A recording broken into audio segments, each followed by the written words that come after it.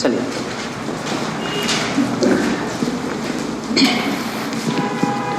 कल आपको सिखाया गया था कि हिंदी एक भाषा बन गई है, जबकि हिंदी भाषा नहीं होनी चाहिए थी, एक कोई लैंग्वेज होनी चाहिए थी, है ना। लैंग्वेज आप जानते हो, भाषा तो है, लेकिन बन गए क्या बताइए, विषय। मतलब हिंदी विषय नहीं होना चाहिए था, लेकिन बना है। इसके पीछे कोई राज है, क्यों? क्योंकि हमें दूसरे भाषा के व्यक्तियों को इसको सिखाना है। अब मुझे बताओ, मान लो कोई इंग्लिश बोलने वाला हिंदी सीखता है, या हिंदी बोलने वाला इंग्लिश सीखता है, सीख रहा है हाँ। मैं माहौल की बात नहीं कर रहा हूँ। एक तो सब बच्चा रहता है, वो बिना अल्फाबेट पढ़े इंग्लिश सीख जाता है, क्यों? अंग्रेजी घर में डाल दो उसको, वैसे बन जाएगा। लेकिन हम सीख रहे हैं, तो क्या चाहिए उसके लिए? वर्णमाला। वर्ण का ज्ञान होना बहुत जरूरी है। तो आप जानते हो, भाषा होता है बोलने का माध्यम, संवाद का माध्यम, और लिपि होती है क्या बताइए, लिखने का माध्यम। तो भाषा जो है वो क्या बताइए, अपने भावों विचारों को अभिव्यक्त या संवाद करने का एक माध्यम है। जबकि जो लिपि होती है, लिपि क्या होता बताइए, ये लिखने का माध्यम होता है। ठीक, अब आप यहाँ ध्यान समझना, ठीक है। मालूम है जो हमारे यहाँ बोलियां होती हैं, जानते हो, बघेलखंडी, बुंदेली, बंजारी, कोरबी, निमाड़ी, ये बोली हैं। मालूम है निमाड़ी को लिखते नहीं हम, केवल बोलते बस हैं। बंजारी को मालूम लिखते नहीं है, बोलते बस हैं, वो लिखेंगे हिंदी ही। अब मालूम है वो क्या बोलेगा बताइए, मान लो कुछ भी बोला उसने, अपने यहाँ पर नॉर्मल बघेलखंडी में रहता है प्रचार कि हम जो बोलते हैं ना अशुद्ध रूप से बोलते हैं, लेकिन लिखते हैं क्या बताइए, शुद्ध ही लिखते हैं। जैसे मैंने आपको बताया ना, आप किधर जा रहे हो, है ना, है ना, तुम कहाँ जा रहे हो, तो बोलते हैं चलो ठीक है, तुम कहाँ जा रहे हो। अब बताओ हिंदी है कि नहीं है? अब अगर बोलेंगे क्या है आपको, चलो ठीक है, काय केते जा रहा हो ऐसा। अब देखो यहाँ पर कोई इसको पढ़ेगा तो कोई भी लैंग्वेज में ये ट्रांसलेट नहीं कर सकता है, क्योंकि अगर इसे हम ट्रांसलेट करेंगे तो बोलेंगे काय, वो करेगा डिक्शनरी में सर्च व्हाट इज काय, नो फाउंड। केते, व्हाट इज केते, नो फाउंड। तो होता क्या है एक्चुअल में, ये बोली जरूर है लेकिन इसकी लिपि नहीं है। बंजारा की लिपि नहीं होती है, निमाड़ी की लिपि नहीं है, कोरबी की लिपि नहीं है, इनकी लिपि नहीं होती है, केवल बोली जाती है, एक माध्यम है, ठीक है ना। इसलिए मालूम है अगर हम हिंदी भाषा की बात करते हैं तो हिंदी कहाँ से आई, संस्कृत से आई। अब आप जानते हो इसको लिखते थे कौन सी लिपि में, देवनागरी लिपि में लिखते थे। किस में लिखते थे, देवनागरी में। इसकी भी क्या होगी बताइए आपका, तो देवनागरी होगी कि नहीं। अर्थात अगर दो लैंग्वेज हैं, इन दोनों की लिपि एक जैसी है, इसका मतलब कोई ना कोई से पैदा हुआ है, दोनों एक ही चीजें हैं। आप जानते हैं संस्कृत से पैदा कौन सी हुई, उत्पन्न कौन सी हुई, हिंदी। सो दोनों की लिपि क्या बताइए, देवनागरी। अब यहाँ देखो ध्यान समझो इसको। अब हम इसमें बात करते हैं, जब देवनागरी लिपि है तो लिपि में वर्ण का ज्ञान होना जरूरी है। क्यों? क्योंकि भाषा की सबसे छोटी इकाई जो होती है वो है वर्ण, ठीक है ना। अब आप जानते हो ये वर्ण क्या होते हैं, ठीक है। अब इस वर्ण में क्या क्या जरूरी है वो हम देखें। अब देखो बच्चे की ओर चलते हैं अपन। अगर बच्चे को अल्फाबेट सिखाना है तो सिखाने का स्टेप क्या होता है, सबसे पहली बात है क्या, पहले उसे वर्ण का ज्ञान कराते हैं। ध्यान से स्टेप देख लो, आप भी पढ़े हो लेकिन आपको समय याद नहीं होगा क्योंकि आप छोटे थे, मेरे को याद इसलिए मैं आपको बता रहा हूँ, ठीक है। देखो वर्ण कोई सिखाता अपने को तो वो पहले क्या कराता है, पहचान कराता है। एक स्टेप कहता है पहचान कराना। तो मालूम है आपको बिठा लेते सामने और निकाल लिए क्या बताइए, चार्ट निकाल लिए और ऐसे बोलते हैं अनर का, तुम देखते रहते हो आम का, तुम बोल कहाँ सक रहे हैं बताओ? वो सामने वाला बोलता अनार का, आम का, इमली का, ईख का, वो क्या कर रहे? पहचान करा रहा वो। पहला स्टेप क्या होता है? पहचान। दूसरा स्टेप होता है, अब वो क्या बोलते हैं? पहचान पक्की हो गई, बोलेंगे अनार कहाँ है, बोलेगा नहीं वो, लेकिन हाथ रख देगा आ। ई कहाँ है, बोले ई। मतलब पहचान कंप्लीट। सबसे बेसिक, बिल्कुल बेसिक बात बता रहा हूँ। फिर बोले बेटा पहचानते बनने लगा, चलो बोल के बताओ। बोले आ अनार का, वो आ अनार का बोलता है, मतलब उच्चारण स्टार्ट हो रहा है। अब पहले की जाती क्या? जी हाँ, पहचान। फिर होता क्या बताइए? उच्चारण। उच्चारण में भी ध्यान रखना, फिर बहुत सारी चीजें ध्यान रखी जाती हैं, ठीक है ना। उच्चारण में ध्यान रखना, यति होनी चाहिए, गति होनी चाहिए, विराम होना चाहिए, ठीक है ना। विराम अगर नहीं है तुमको तो फिर शब्द पहचानते नहीं बनेगा आपसे। क्यों? देखो यहां पर आपका, बोल के बताओ इसका।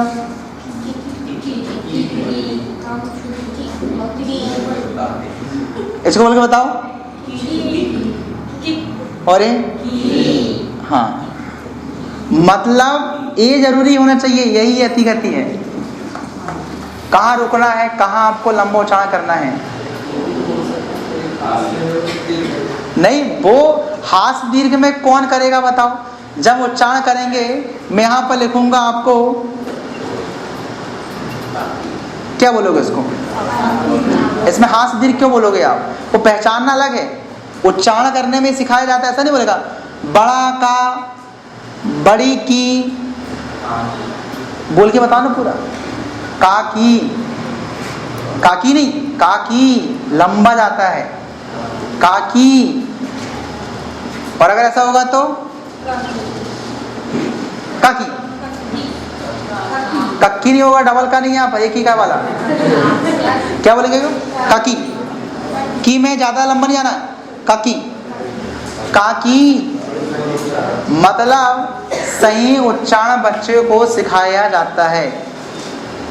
उसको कितना लंबा खींचना है वो भी सिखाया जाता है, उसको कितना तोड़ना है वो भी सिखाया जाता है। जब बाद में इन्हीं वर्णों में जब हम योग करते हैं तो ये भी सिखाते हैं, ध्यान रखना कहाँ आपको विराम लेना है, कहाँ विराम नहीं लेना है।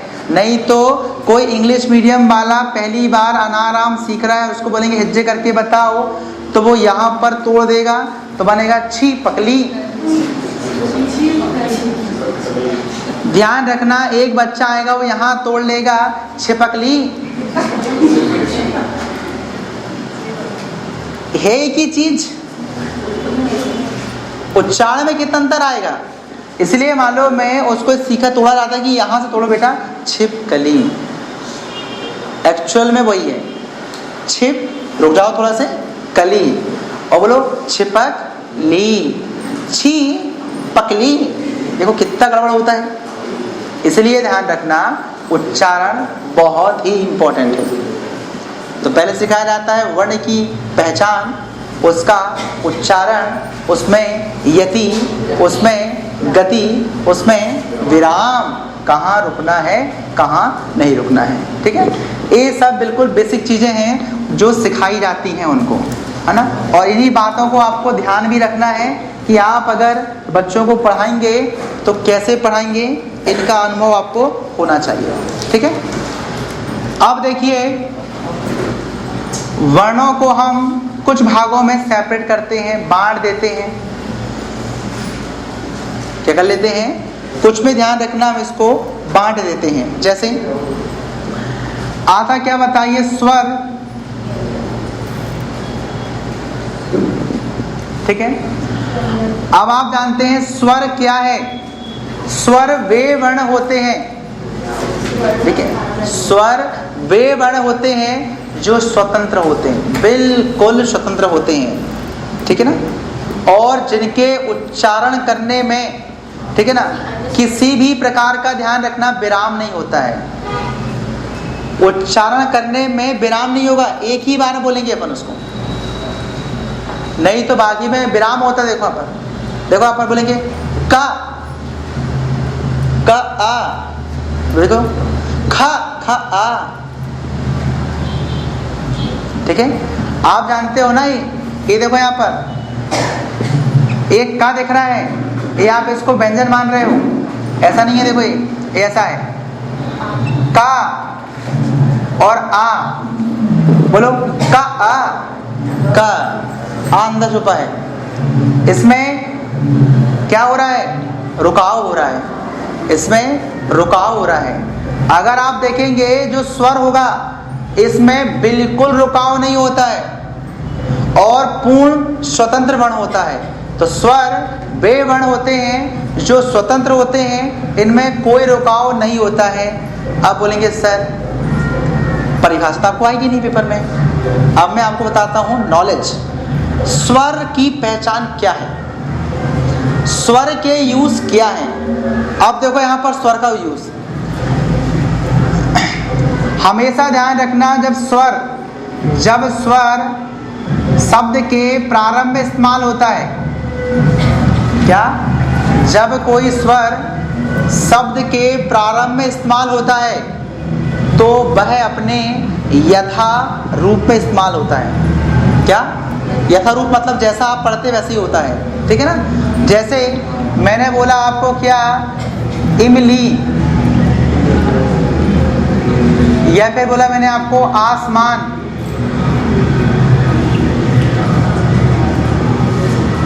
ठीक। देखो स्वर से स्टार्ट हुआ तो अपने मूल रूप में ई मतलब ई, आ मतलब आ, मूल रूप में है।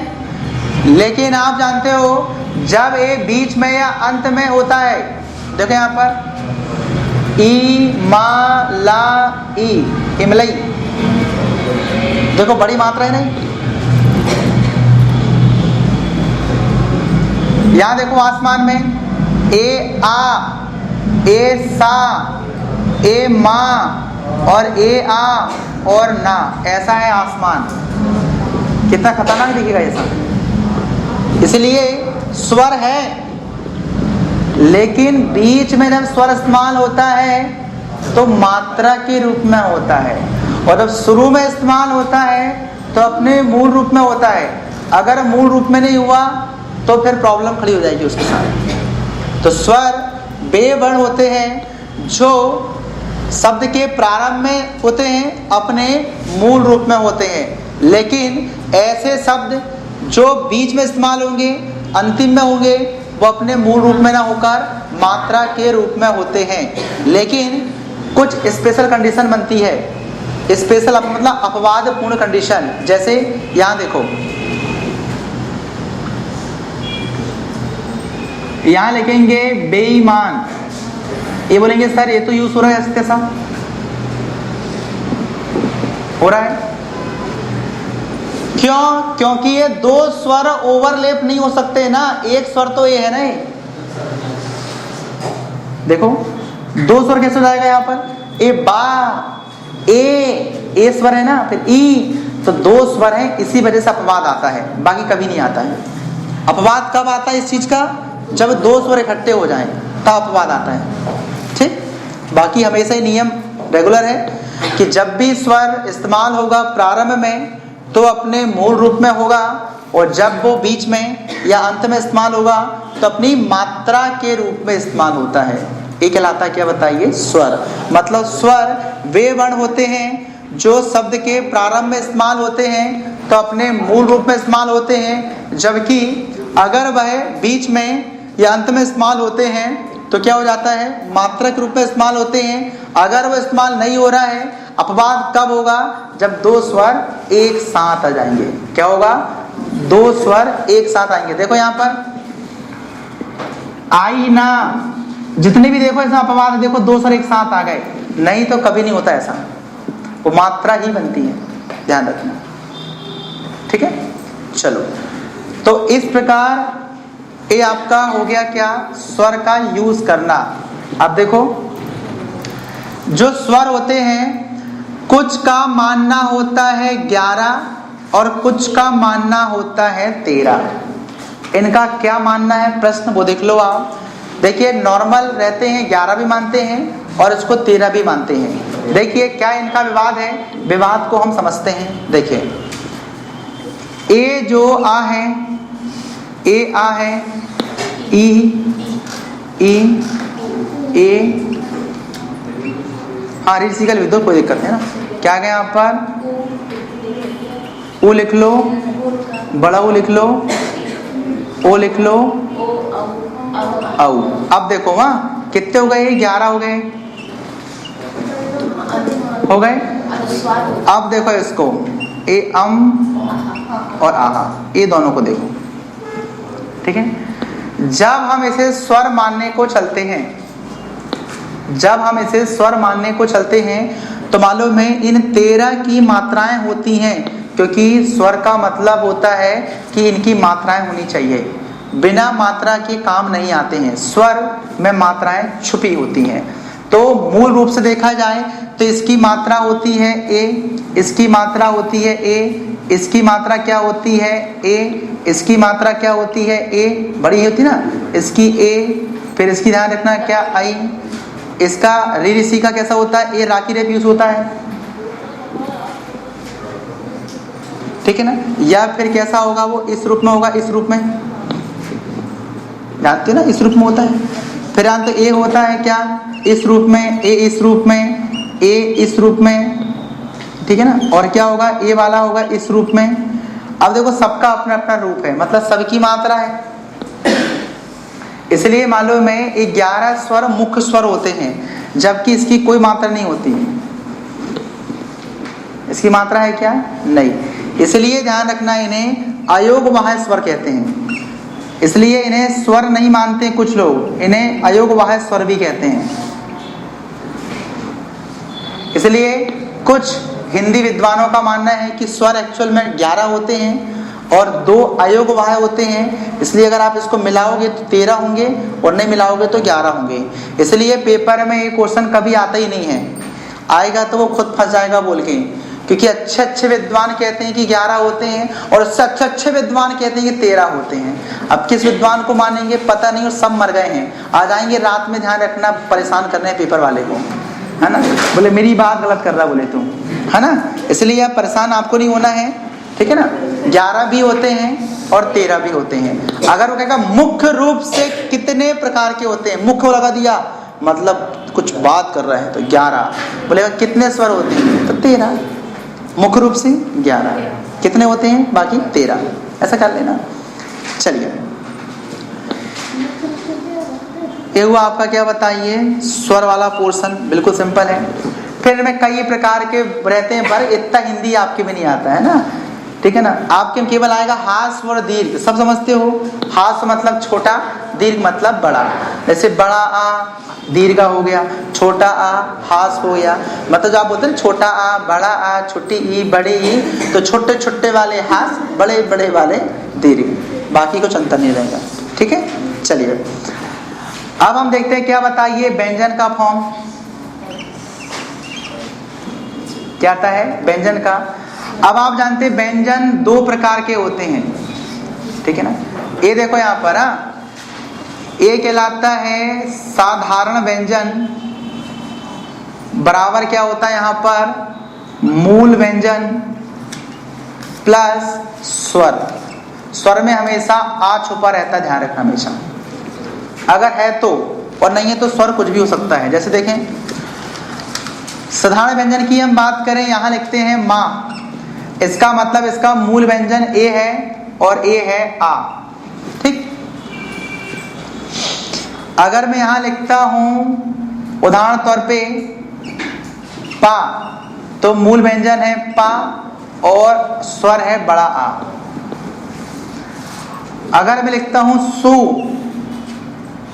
तो क्या आएगा यहाँ पर, है इसका मूल व्यंजन सा और क्या है स्वर आपका उ, ठीक। अगर मान लो यहां लिखता हूं मैं उदाहरण तौर पे नु, इसका मतलब आएगा ना और बड़ा उ।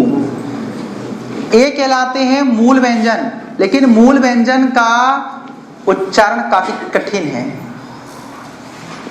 मूल व्यंजन का उच्चारण काफी कठिन है। इसलिए हम ए साधारण व्यंजन में ए आ छुपा वाला लेते हैं, इसलिए कहते हैं नॉर्मल रूप में कि सब में आ छुपा है, अंडरस्टूड है। तो व्यंजन का मतलब वही है जिसका उच्चारण स्वतंत्र ना होकर ऐसा वर्ण जो स्वतंत्र नहीं होता है उसके साथ स्वर हमेशा मौजूद रहता है, वह कहलाता है व्यंजन। और इसके उच्चारण करने में धारा प्रवाह नहीं होता है, इसमें रुकावट आती है। जबकि स्वर में उच्चारण क्या होता है? धारा प्रवाह, बिना रुकावट के होता है। जबकि इसमें क्या होता बताइए? उच्चारण में रुकावट आती है। ग आ छुपा उसमें, मा आ, ठीक है ना। इस प्रकार आप जानते हैं इसमें स्वर हमेशा आ छुपा ही रहता है सभी में, ठीक। और जब इनका आप ऐसे व्यंजन बनाओगे तो सब में पहले मूल व्यंजन होता है, मूल व्यंजन के साथ जब स्वर लगता है तब ही बनता है साधारण व्यंजन। और हम हमेशा साधारण व्यंजन का यूज करते हैं आसानी से।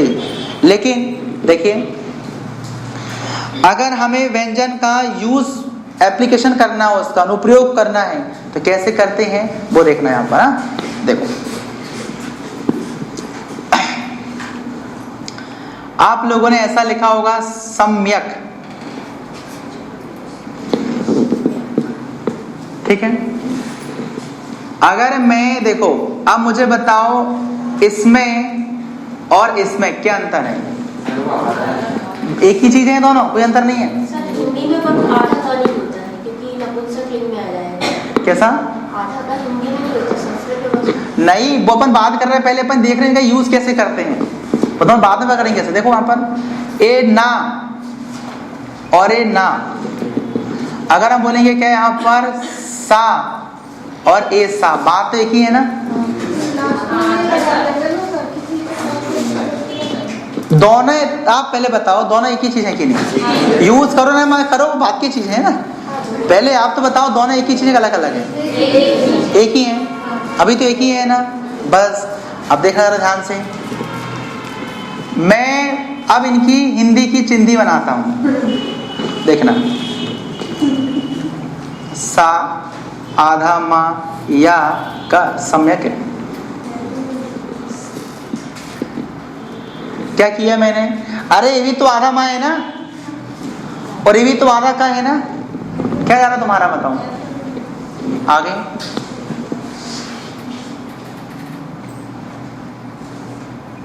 पढ़ के बताओ क्या है।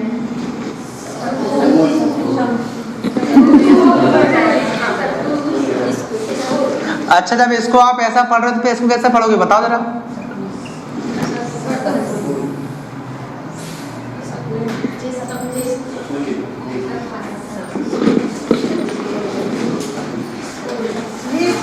इसको क्या पढ़ोगे आप? ये स्कूल है और ये स्कूल है। अच्छा, देखो ये प्रॉब्लम होती है इसमें। एक्चुअल में कोई गलत बात नहीं है इसमें, दोनों का मतलब सेम है। लेकिन देखिए जब यूज करते हैं ना तो हर वर्ण की यूज करने की अपनी टेक्निक्स होती हैं, कुछ पद्धतियां होती हैं, उन्हीं का अनुसरण करते हुए हम क्या करते हैं बताइए, फॉलो करते हुए भाषा सीखते हैं। इसलिए ये बड़ी बुनियादी चीजें हैं। कैसे? देखिए, हमेशा ध्यान रखना जब कोई मूल व्यंजन, क्योंकि बताए व्यंजन नहीं बोल रहा हूं मैं, व्यंजन नहीं बोल रहा हूं, मूल व्यंजन समझ रहे हो। देखो ये देखो, जिसमें स्वर ना हो, मूल व्यंजन। जब भी ध्यान रखना मूल व्यंजन शब्द के प्रारंभ में इस्तेमाल होता है तो अपने क्या, अपने किस रूप में? अर्ध रूप में यूज होता है। किस रूप में होता है? अपने अर्ध रूप में यूज होता है। जबकि जब वह अंत में इस्तेमाल होता है, अंत में, बीच में नहीं, अंत में इस्तेमाल होता है, तब वह अपने मूल रूप में इस्तेमाल होता है। देखो देखो मूल रूप में, देखो इसको, मूल रूप में इस्तेमाल हुआ। लेकिन तो बीच में ऐसा नहीं हो सकता, गलत है, आधे रूप में होगा। ये देखो गलत है, शुरू में कैसे होना चाहिए बताइए आपका? इसका आध। हमेशा ध्यान रखना जो मूल व्यंजन होता है वो शब्द के प्रारंभ में यूज होता है तो अपना आधे फॉर्म में यूज होता है, आधे फॉर्म में, आधा रह वाला फॉर्म, ठीक है। जबकि वो अगर क्या होता है अंत में यूज होगा या बीच में होता है तो अपने क्या बताइए, वो खास तौर पे अंत में बात करते क्या होता है, वो अपने मूल रूप में इस्तेमाल होता है। मूल रूप मतलब समझ रहे हो, जैसा यहाँ पे मैं लिखा हूँ वैसे यूज होगा यहाँ पर, ठीक है ना। ऐसे बोलूंगा स्वागतम, देखो अगर हम उल्टा कर दूं इसको, देखो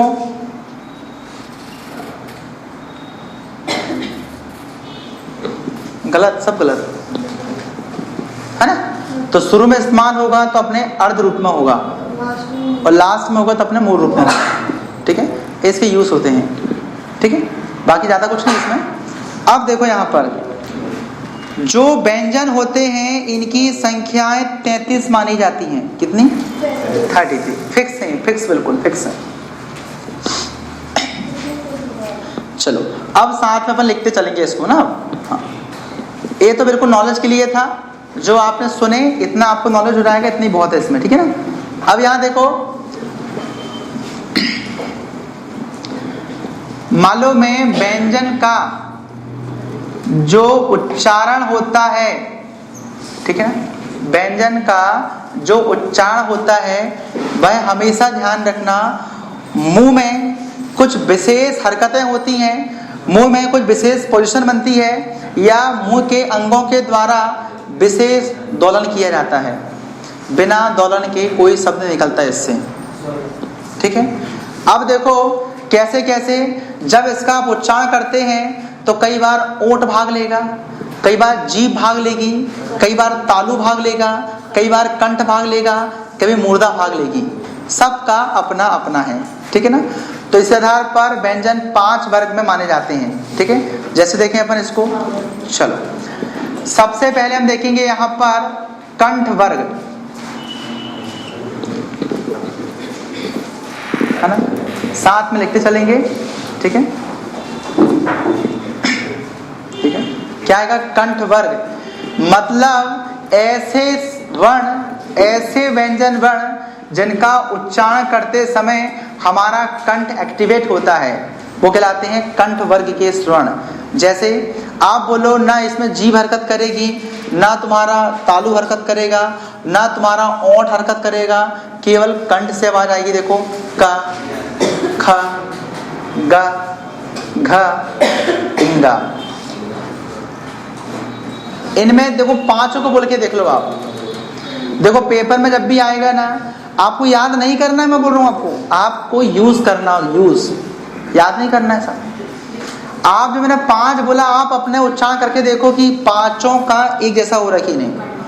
का, ख, ग, घ, इंगा, सेम पोजीशन, ठीक है ना। इसका मतलब क्या हुआ, ये कहलाते हैं कंठ वर्ग के, अर्थात शुरू का इनका सब वर्ण क्या है? का, इसलिए हम इसे का वर्ग भी कहते हैं। तो इसमें आप जानते हो क्या आएगा? का, खा, गा, घा, इंगा, ठीक। तो पेपर में इनसे क्वेश्चन बनते हैं, ये आपको बता दूं। पेपर में आएगा निम्नलिखित में से कौन सा वर्ण का वर्ग का नहीं है, तो आपको दे देगा का भी दे देगा, खा दे देगा, घा दे देगा, चा दे देगा और का दे देगा। तो ऐसा आपको अब याद करना पड़ेगा, इसको याद नहीं करना। आप जो समझाया जा रहा है वो चीज को आप समझो। का मतलब कंठ से, और कंठ से उच्चारित करते हो ना, जीभ हरकत नहीं करती है, ना मुंह हरकत करता, मतलब आपका ना कंठ हरकत कर, केवल कंठ, ना जीभ हरकत करेगी, ना तालू, ना ओंठ, कुछ नहीं करेगा, ठीक। अब देखो यहाँ पर फिर आता है तालु वर्ग,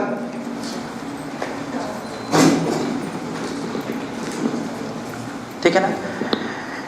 इन वर्णों के उच्चारण करने के दौरान मालूम है जीभ तालु में घिसती है। जीभ जो है ना, जीभ समझते नहीं, पहले बताओ तालु समझते हो कि नहीं बताओ। हाँ, अब बोल के देखो, समझ आएगा आपको। बोल के देखो, चा, छा, देखो जीभ, जीभ देखो ना, जीभ कहां पर है? क्यों? जीभ आपको दिख रही कि नहीं? हाँ,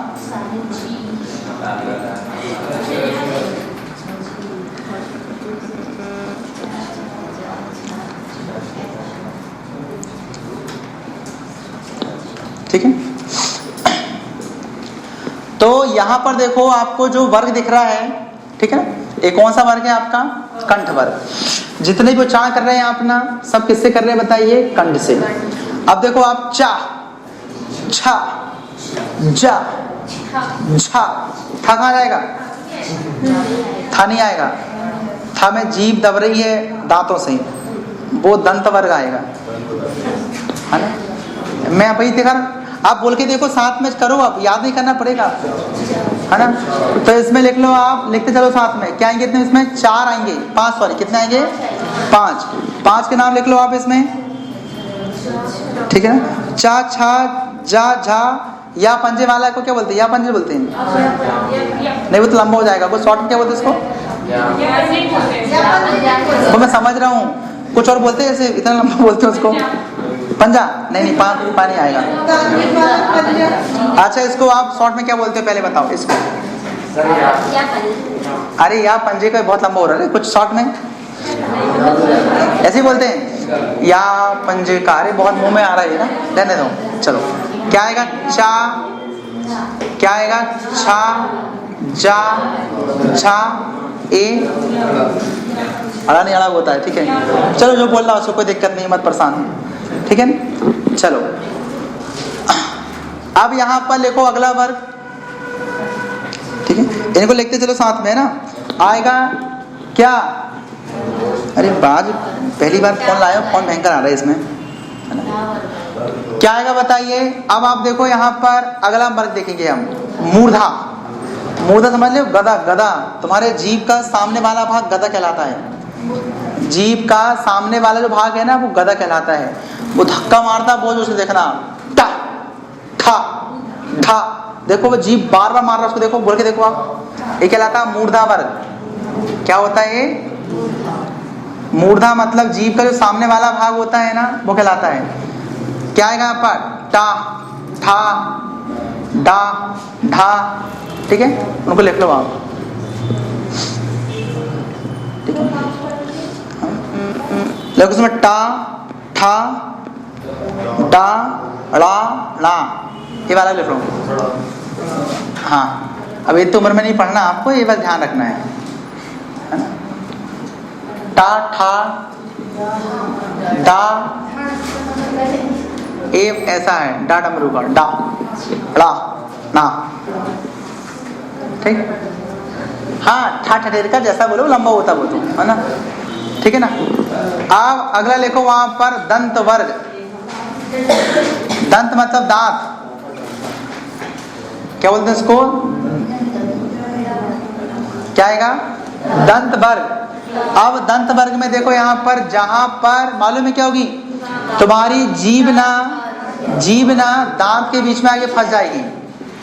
तुम्हारी जीभ ना दांत के बीच में आगे फंस जाएगी। देखो, ता, था, धा, मालूम है इसी में जीभ कतरते हैं हम लोग। जिसने सीखा नहीं उसको बोलना ना, कुतुर लेता वो तुरंत, है ना, क्योंकि बीच में आती है वो। देखो, ता, लिखे, था, दा, धा, ठीक है ना। और क्या आएगा? ना, ना, ना, ना, ठीक है। हाँ, अब लिखो अगला वाला वर्ग, लिखे ओंठ से उच्चारित होने वाले, ओंठ,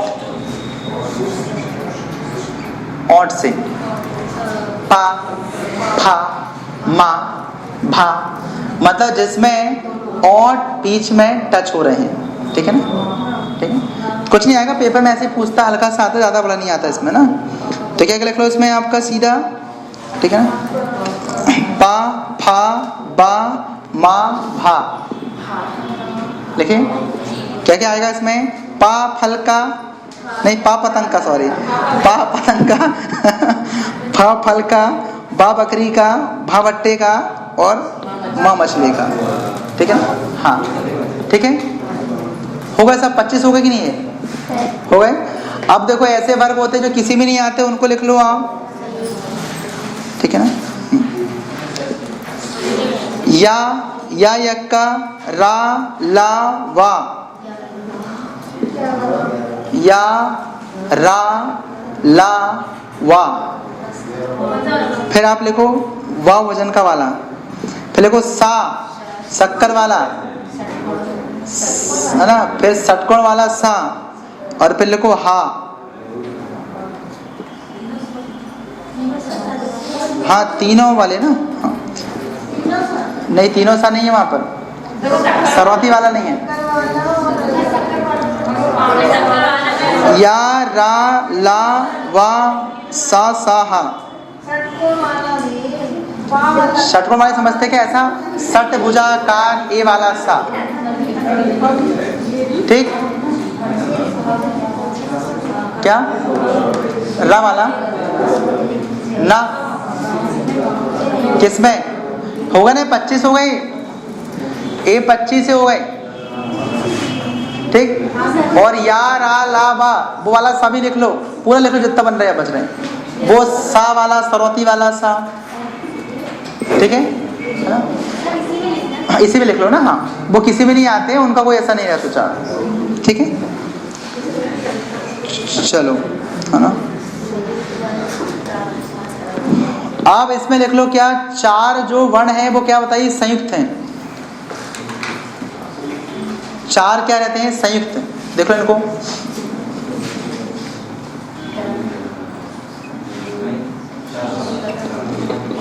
चार कैसे उसे संयुक्त, ये बिल्कुल बेसिक नॉलेज है, ये आपको थोड़ा सा एक बार पढ़ लोगे ध्यान रहेगा, ज्यादा कुछ नहीं इसमें। देखो यहाँ पर जैसे हम बोलते हैं क्या बताइए, स्रा, ये संयुक्त है, एक अकेला नहीं है, ये दो व्यंजन से मिलकर बना है। देखो यहाँ पर इसको आप लिख के देखो, एस एच आर ए, स्रा। इसका मतलब एस एच मतलब ये किससे बना बताइए, आपका इससे बना है, और किससे बना है, ए रा से बना है। तो दो व्यंजन से मिला इसलिए संयुक्त व्यंजन, दो से बना इसलिए संयुक्त व्यंजन। अगला देखो इसमें फिर आता क्या बताइए, छा छत्री का।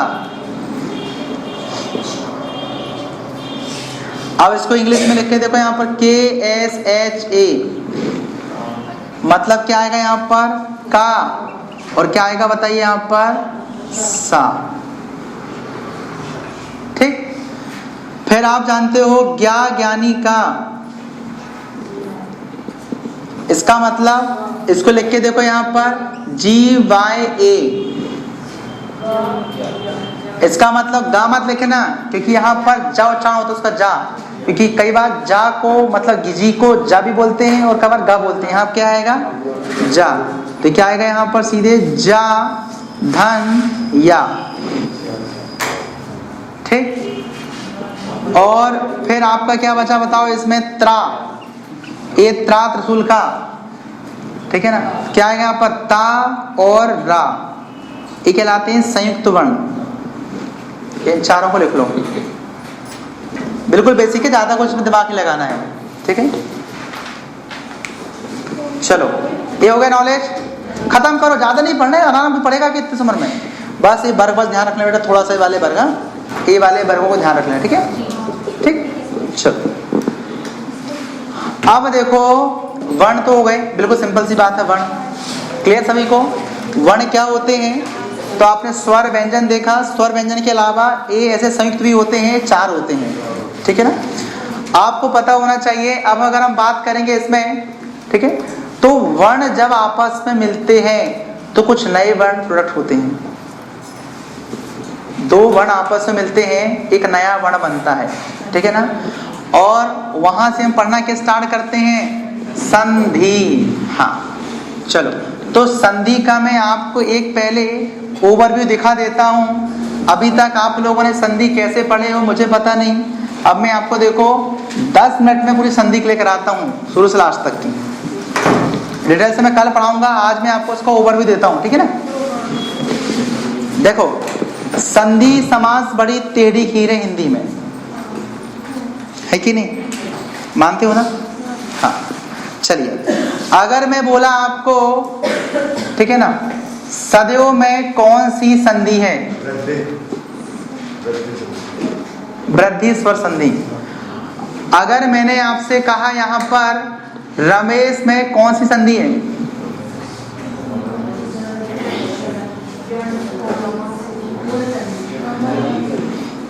इत्यादि में कौन सी संधि है,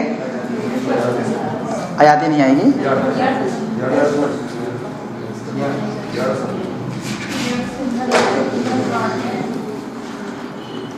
स्वागत में कौन सी संधि आएगी?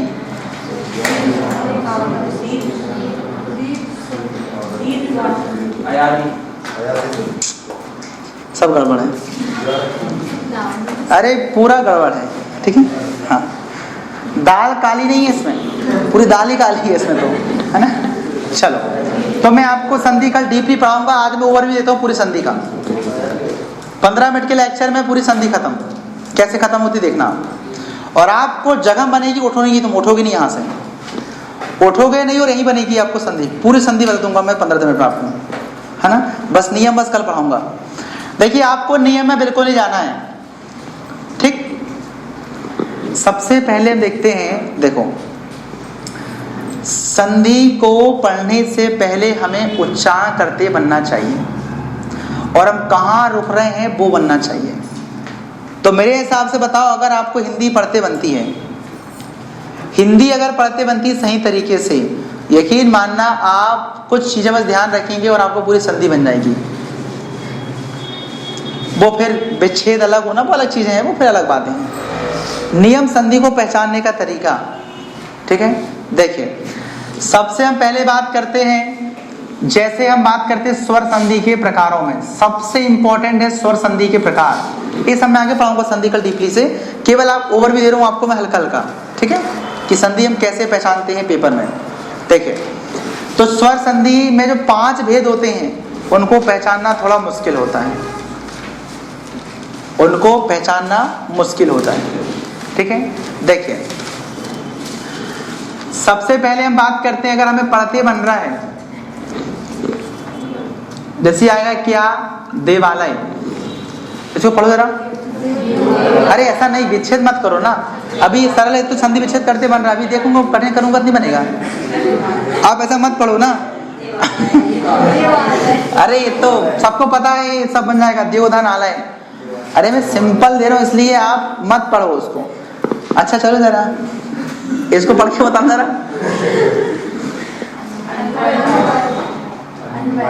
बोलो मेरा पढ़ के बताओ, संधि विच्छेद करो इसका। हो गया ना काम तमाम, इसलिए मत करो, जितना कहा जाए उतना ही करो, ठीक है ना। हाँ, जितना कहें आपको उतना ही करो, है ना। आप पहले मुझे बताओ, हिंदी पढ़ते बन रहे कि नहीं? आप इसमें रुकते कहाँ हो, बताओ रुकते कहाँ हो, रुक कहाँ रहे हो? अरे देवालय में कहाँ रुक रहे, पूरा पढ़ रही है आपने तो। देखो, देवालय, देवालय, रुके कहाँ हो? वाह में रुके ना, देवालय। मतलब अगर आपको पढ़ते बन रहा है तो संधि बन जाएगी। जहां आप रुकते हो, क्या, जहां आप रुकते हो, अगर आपको वहां बड़े की मात्रा, बड़ू ऊ की मात्रा और बड़ी ई की मात्रा, समझ रहे हो, बड़ा आ की मात्रा, ऐसा लिखो मात्रा में, समझ रहे हो ना, समझ रहे हो ना, ये समझ रहे हो ना भाई सब लोग, बड़ी की मात्रा। जहां पर रुकते हो और जहां पर ये 3 दिख जाएं, समझ जाना दीर्घ स्वर संधि है। बिल्कुल इसका पॉइंट व्यू बिल्कुल सिलेक्टेड पॉइंट है। लेकिन क्या पहचान, जहां रुक रहे हो वहीं पहचान, कहीं रुक मत जाना, तो पूरा गड़बड़ हो जाएगा, ठीक है। जैसे उदाहरण तौर पे हम देखेंगे यहाँ पर, ठीक है ना, जैसे भानुदय, पढ़ो इसको, भानु, नु नु नु, नाम में बड़ू की मात्रा, दीर्घ स्वर संधि, ठीक। जागीर, जागी, गी, गा गा गा, क्या आएगा, बड़ी, सु क्या आएगा, दीर्घ स्वर संधि बनेगा। चलो ज्यादा नहीं करना डिटेल, वो तो सब आप उदाहरण देखना, सब पता चल जाएंगे आपको।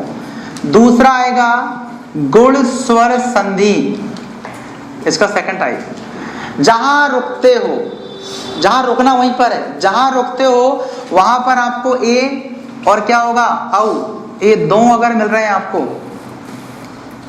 मिसाल के तौर पर समझ जाना, गुण है। जैसे महेश, महेश, हा हा, महेश, सुरेश, रमेश, देवेंद्र, महेंद्र, सुरेंद्र, सब समझ रहे हो। मतलब जितने भी आप ध्यान रखना रुक रहे हो वहां पर एक ही मात्रा लग रही है, ठीक है ना। महोत्सव हा, ठीक है।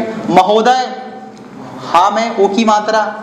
तो जहां जहां पर आपको ओ की मात्रा और एक ही मात्रा मिलेगी सब क्या होगा, गुण स्वर संधि। याद है, इतनी सी बात याद करना आपको कोई चीज, ठीक। जहां क्या रहेगा, एक ही मात्रा और ओ की मात्रा रहेगी, वो रहेगी क्या, गुण स्वर संधि। याद रहेगा।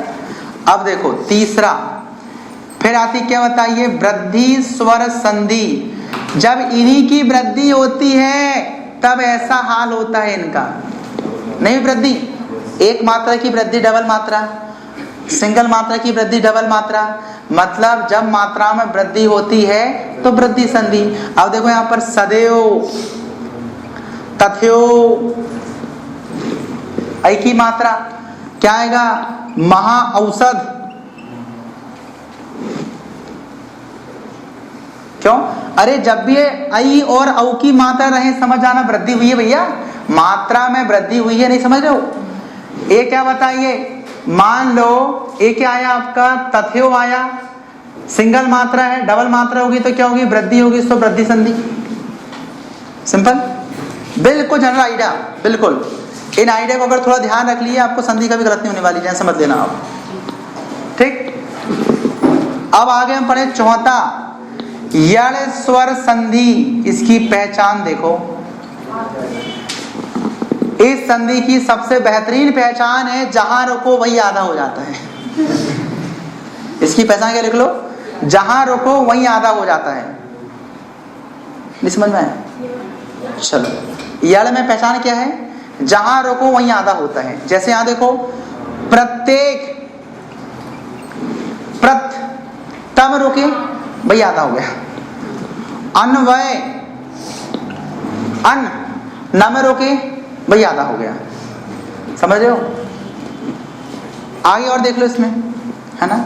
और आगे बात करने का बताइए, स्वागत, सुधन आगत, स में रोके, सा में रोके, स्वा, सा में रोके आप, तो क्या हो गया बताइए, भाई आधा हो गया। तो क्या आ गया आपका, मतलब जहां पर आप रुकते हो अगर वही आधा हो जाता है तो आप जानते क्या होगा, वो यण स्वर संधि। सबसे बेहतरीन पहचान, मतलब जहां भी आप रुको, अब ऐसा नहीं कि कहीं भी आप देख के वहीं रुक जाओ, ऐसा नहीं करना, उच्चारण करके देखना। मैं बताऊं उच्चारण करते मतलब अन्वय, ना, अन, अन, अन, ना, ना, अन्वय, रुके आप वही आधा हो गया। प्रत्येक, प्रत एक, प्रत एक, ता में रोके वही आधा हो गया, ठीक है।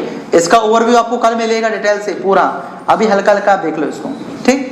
समझ में आई पहचान, इनको ध्यान रखना। यण मतलब जहां रुको वही आधा हो जाए। अब आता मालूम में अयादि स्वर संधि।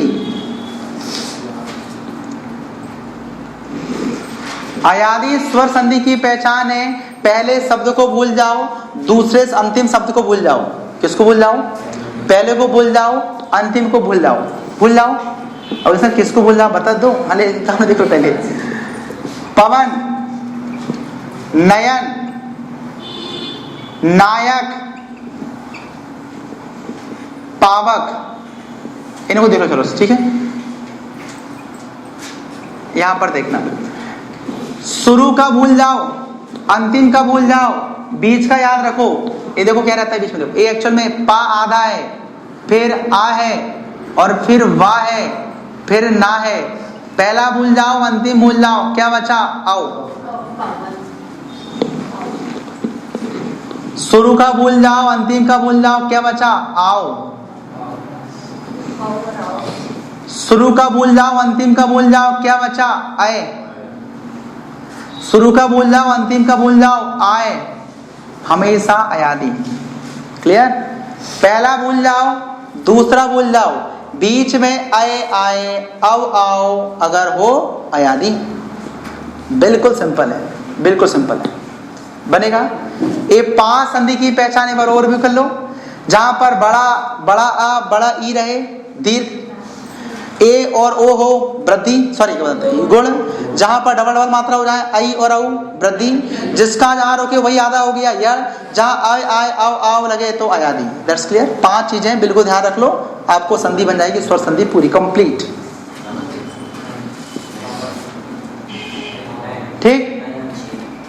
समझ में आया? क्लियर है? 5 संधि है पूरी। अब देखो आगे व्यंजन संधि, इसकी पहचान कैसी है? इस संधि में जो उच्चारण किया जाता है वास्तविक उच्चारण कहीं अलग होता है, जो होता है वैसा बिल्कुल नहीं होता है। ये संधि बड़ी उटपटांग होती है, जैसा देखता है वैसा होता नहीं इसमें, इसलिए आप इसका मतलब समझ में आना चाहिए तब आपको बनेगा। और मेरे हिसाब से ऐसे उदाहरण दिए जाते हैं जो आपने सुने भी होंगे और नहीं भी सुनेंगे तो सुनाई देंगे, वो तो सुनोगे आप आओगे। देखो जगदीश, सुनो आप, जगदीश मत पढ़ो आप उसको। जगदीश क्या है पहले बताओ आप। जगदीश किसे कहते हैं? भगवान है। क्यों बोलते हैं उनको भगवान? कौन से भगवान बोलेंगे उनको? जगदीश क्यों कहते हैं? सुना होगा आपने। जग की जगत के, जग भाषा देहाती, ध्यान रखना, अपन हिंदी पढ़ रहे हैं। जग मतलब देहाती भाषा है, उसको जगत कहते हैं। जगत के भगवान, जगत के ईश्वर, सो जगदीश। तो आ रहा है जगत, जो आना चाहिए था वो नहीं आ रहा है, जो नहीं आना चाहिए था वही आ रहा है। आना चाहिए था जग, आ रहा है जगत। नहीं आना चाहिए था जगत, आ रहा है जग। देखो चरण में जगत, जग जाना चाहिए कितना बताइए? जग आना चाहिए, लेकिन आ रहा क्या? जगत और ईस। लेकिन जब लिखते हो तो तक गायब, क्या बचा? जगदीश। इसका मतलब हम ऐसे इसकी पहचान देखो। नियम तो मैं आपको अलग सिखाऊंगा, वो एक अलग व्यू है। नियम में जाओ तो फिर तो अलग पढ़ेंगे। एवर ओवरव्यू अगर आपको पहचानते बन जाए कि कौन सी संधि है, वो इंपॉर्टेंट है। पेपर में वही आता है। नियम तो इतने सारे नियम है, एक ही ये बनता, वो तो बहुत पचड़ है। वो तो अपने को ओवरव्यू में देखना रहता है कि अपने को पहचान करते बने। जैसे आप जानते हो उदाहरण तौर पे, और कुछ हम देख लें, उदाहरण देखें इसमें, ठीक है ना। तो ये हुआ आपका क्या? जगदीश। तो ये जगत का ईस को बोलते हैं जगदीश। तो यहां पर जो देखा वो नहीं हुआ, जो नहीं हुआ वही हुआ। जगत नहीं है ना इसमें, देखो जगत दिख रहा है क्या? नहीं, लेकिन है कि नहीं जगत? इसमें छुपा है कि नहीं बताओ? हाँ वही है। ये संधि की पहचान स्पेशल है, स्पेशल है। इसमें जो होता नहीं वो दिखता है, और जो दिखता है वो होता नहीं, इसमें ध्यान रखना, ठीक है। और हम देख रहे हैं थोड़ा उदाहरण पे, जगन्नाथ। जगन्नाथ मतलब क्या होता है? मीनिंग पता होना चाहिए। व्यंजन संधि बेटा तभी बनती है जब इनका मीनिंग पता है, नहीं तो बनने वाली नहीं है आपको, ठीक है ना। देखो जगन्नाथ किसे कहते हैं? जगत के नाथ, जगत के स्वामी जगन्नाथ। तो क्या है? जगत। देखो जहां लिखा था वो ता नहीं रहा, वो ना बन गया। मतलब जो हुआ नहीं वो हो गया। कौन सी आएगी? व्यंजन संधि, ठीक। अब यहां देखो बागीस। बागीस मतलब बोलने वाले भगवान, वाणी के देवता को बागीस कहते हैं। इनकी मीनिंग पता होना चाहिए। मैं जब आपको पढ़ाऊंगा इनका एक एक शब्द का मीनिंग बताऊंगा तो आपको याद हो जाएगा ना। आज मुझे आप बताओ जगन्नाथ जगदीश क्यों सरल लग रहे हैं आपको?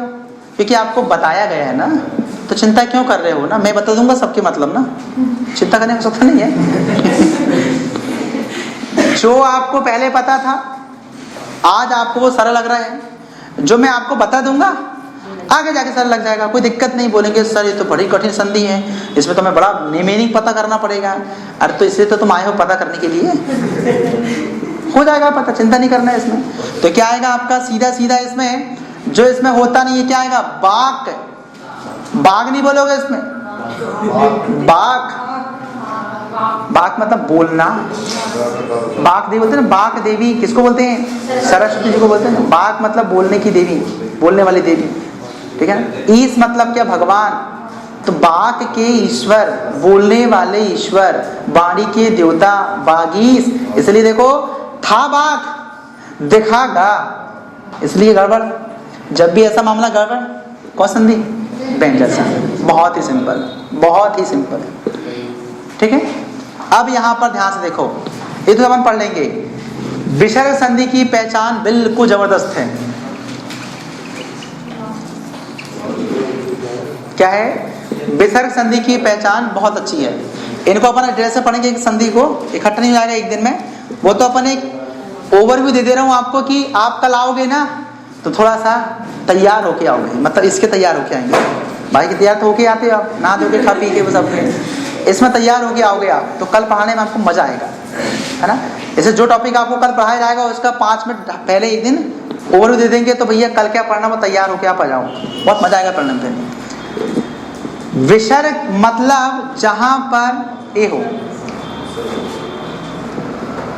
जहां पर ए हो। अब ये कहां होगा इनको आप समझ लो। देखिए हमेशा ध्यान रखना, ए आधे शब्द जहां पर आधे शब्द हो और ओ की मात्रा हो, जहां पर आधे शब्द हो और ओ की मात्रा हो, और जहां पर हम रुकते हैं वहीं पर, मतलब समझो जहां पर रुक रहे हैं वहां पर आधा ऐसा वाला सा हो या आधा चा हो, ठीक है ना, और या फिर ए ओ हो, वहां पर इनको हटाने के बाद विसर्ग लगा देते हैं तो काम आपका बन जाता है। जैसे देखो उदाहरण देता हूं आपको, बहुत अच्छा लगेगा। मनोरथ, देखो रोको रोको, देखो क्या आएगा आपका, मनो, गलत है, गलत है। आप मनोरथ बोलो, मन के अनुसार अपने कार्य पूरा हो जाना, ये कहते हैं मनोरथ सफल हो तुम्हारा, है ना। देखो यार हिंदी भाषा में मीनिंग पता होगी तभी उसका एक्चुअल मतलब हमें निकलता है ना। कुछ भी नहीं, कोई बच्चे रट्टा मान लेते हैं, मनोरथ मनोधन रथ, रट्टा मान के आ गए, उनको पता हुआ है, लेकिन एक्चुअल भी नहीं पता नहीं होता उनको। ये देखो आप बोलो ध्यान से, ध्यान समझना, ध्यान से। आपको पता है ए तो सर आप बोलेंगे गुड़ भी हो सकती है, दिमाग में आया ना, आए कि नहीं बताओ, दिमाग में तो चला ना। हाँ तो आपको कल वो डीपली सिखाया जाएगा भाई कि दिमाग जब आया तो इसमें और इसमें क्या डिफरेंस है, एनालिसिस करवाएंगे। अभी पहले ओवरव्यू ले लो। देखो इसकी पहचान, हमेशा ध्यान रखना, ए मनो कोई शब्द होता नहीं है, मन होता मन, और ये मन इसका मूल शब्द है, इसकी मात्रा की कोई जरूरत नहीं है, यहाँ पर कोई औकात नहीं इसकी, इसलिए उसके स्थान पर विसर्ग लग जाता है। That's simple. मतलब जब वो मात्रा लगी रहे, उसका कोई स्टैंड नहीं है, कोई काम का नहीं है, बकवास है, उसको हटाओ और विसर्ग लगाओ, विसर्ग दिया जाएगी। क्यों? मनो कुछ होता है क्या, मन होता मन, वो फालतू में लगा था, वो तो फालतू वाली चीजों को हटा दो, विसर्ग लगा दो, काम खत्म। ठीक है। अब एक जात सुनना जरा, अब आप ये भी सुनोगे, देखो हाँ सर हम तो ऐसा भी करेंगे, मैं बता रहा हूँ आपको, आप क्या क्या सोचते हो मैं सब जान जाता हूँ बेटा, ना। आप बोलेंगे सर हम भी करेंगे, बोले ऐसे, महोदय बोले कुछ नहीं सर, मह, तो मह क्या चीज है, व्हाट इज मह, थोड़ा दिमाग से, हाँ समझ रहे हो, थोड़ा अपना इसको चालू रखना, बंद मत करना, समझ रहे हो ना क्या बोलने का मतलब था। हटाने के बाद मतलब निकले कुछ इसका, समझ रहे हो। यहाँ देखो हटाए तो मन आया ना, मन है ना, मन से जुड़ी चीज है ना, इसलिए आपको बता। आगे देखो यहाँ पर ध्यान से देखो, मनोरमा, मन को रमने वाला, मन को अच्छे लगने वाला, मनोरमा। मेरे से हमको ये पता नहीं होता है, कोई दिक्कत नहीं। देखो मान लो वो जो मैंने मात्रा बोला उसको मिटा दो आप, क्या ए शब्द नहीं बना, क्या मन की बात चल रही है ना, इसलिए क्या आएगा, विसर्ग, मनय धन रमा।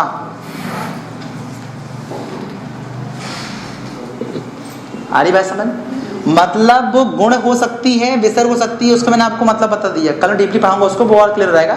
लेकिन सिंपल, अगर आप उसको हटा रहे हो, हटाने के बाद भी कोई प्रभाव नहीं पड़ रहा है, इसका मतलब क्या आएगा, विसर्ग। हटा रहे हो, प्रभाव पड़ रहा है, कोई मतलब का नहीं है, तो क्या आएगा बताइए, गुण। जैसे अपन देखें और कुछ, महाऔषध नहीं, वो तो वृद्धि हो जाएगा। और महोत्सव की बात करते हैं, क्या करते हैं, महोत्सव, भाई सेम है, बताओ सेम है। देखो हाथ गाय है तो मह, मतलब मह कुछ है ही नहीं ना, अब तो समझ गए यार। मतलब अगर आप बिंदु हटा रहे, बिंदु लगा रहे हो, हटा रहे हो उसको, तो कुछ मीनिंगफुल वर्ड्स बनना चाहिए, बेवकूफी कुछ नहीं बनना चाहिए, कुछ ही बनना दिया नहीं। ठीक है। अब यहाँ देखो, यहाँ पर नमस्ते,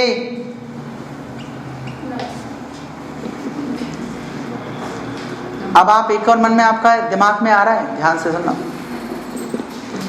दिमाग में क्या आ रहा मालूम है आपका? सर जहाँ रुके वहीं आधा यड़ आ रहा ना। हाँ। उसके लाज बता रहा हूँ आपको, कैसे मत दो आप। देखो स्वर में जो अपने 5 प्रकार की पढ़े हैं उनमें कोई भी शब्द हट नहीं सकते हैं, बताया ना मैं, कोई शब्द उसमें हटा नहीं सकते हैं। लेकिन देखो अगर आप इसको यूज करना चाहते हैं किसमें बताइए, यड़ में और विसर्ग में, तो देखो वहाँ पहले अगर विसर्ग बनाना चाहें तो बनाएं, जहां आधा रहा उसको मिटा दो। नमः मतलब नमस्कार करना, जम गया। सो क्या आएगा? विषय। अभी और सुनो, इत्यादि, ई, अरे वाह क्या शब्द बना, बनेगा ई। हाँ अब समझ गए मेरी बात ना? दोनों करके देख लो, आप खुद समझदार हो, इतने बड़े हो गए हो तो, है ना। देखिए बता सकते हो कि कौन सा सही है कौन सा गलत है। दिक्कत किसी को? तो ये पूरी संधि का एक ओवरव्यू हुआ शॉर्ट में।